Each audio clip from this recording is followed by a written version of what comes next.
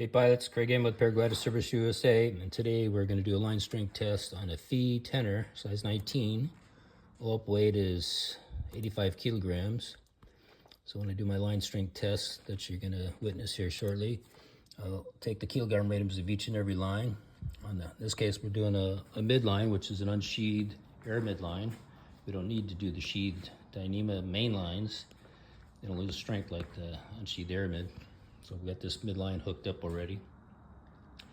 Let's connect to the load gauge, load cell I mean. Force gauge zeroed out. It's connected to the computer. Anyhow, we take the line kilogram ratings of each and every line in the midlines, tally them up, ×2 for both halves.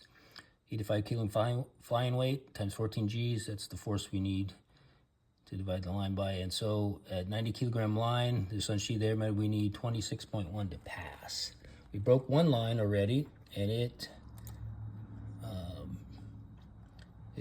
made it to 79.3 kilograms before it broke. So it was, passing by flying colors. So now we're gonna do this next line here. It's the same line. And the only reason we're doing this test, though, the line strength tests weren't ordered by the client, but the glider is 5 years old, 2020 glider. They just ordered the trim tuning, but these two lines I had to replace anyhow because they were short by 10 millimeters. That's a pet peeve I have with V gliders. They only use single loops on the Malians, and so if you need to extend any lines, you have to replace them. And so I had to lengthen these lines, make new lines, and make them 10 millimeters longer. But the first one I broke in the middle, which is unusual. I mean, not that it's unusual, but it's not as typical.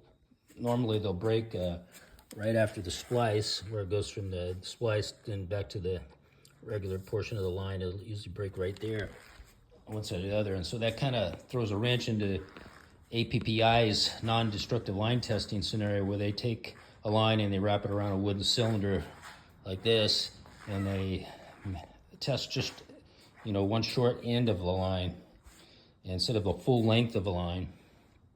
And anticipating it's going to break in the typical spot when they don't always do that. You need to test the full length of the line in order to have a valid test. This isn't about a convenience thing for the service shop. This is a safety thing. You need to test the full length of the line for the benefit of the pilot. So anyhow, let's get into this test.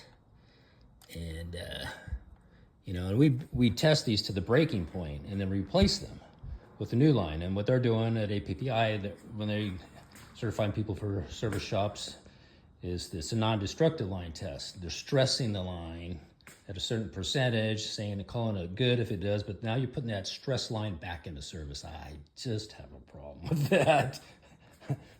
No. Okay, anyhow, let's begin this test. We start it, countdown, bingo. Okay, let's crank this line up. Tension this puppy up, slow but surely.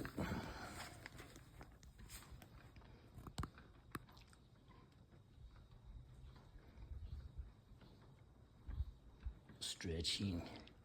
It's getting tighter.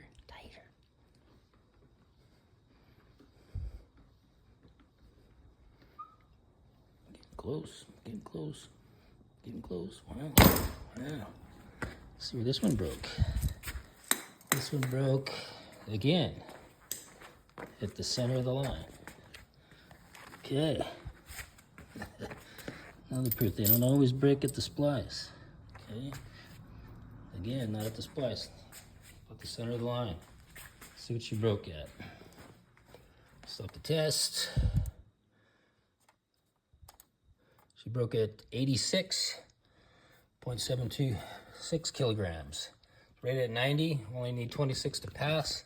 So this thing passed at flying colors. Let's analyze this. Let's take both these lines. Let's make one red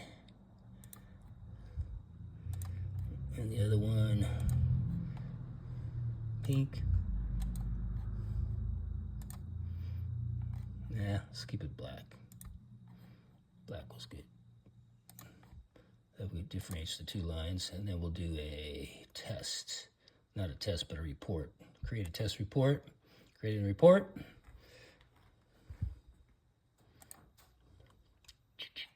Report's made.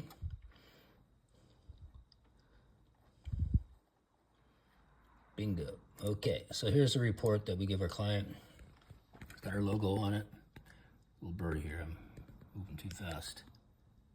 And then there's the graph, the 2 lines. I'll label it the mid, and it says lower, but I'll relabel those before I send it to my client. And then down here at the table, it shows what they broke at.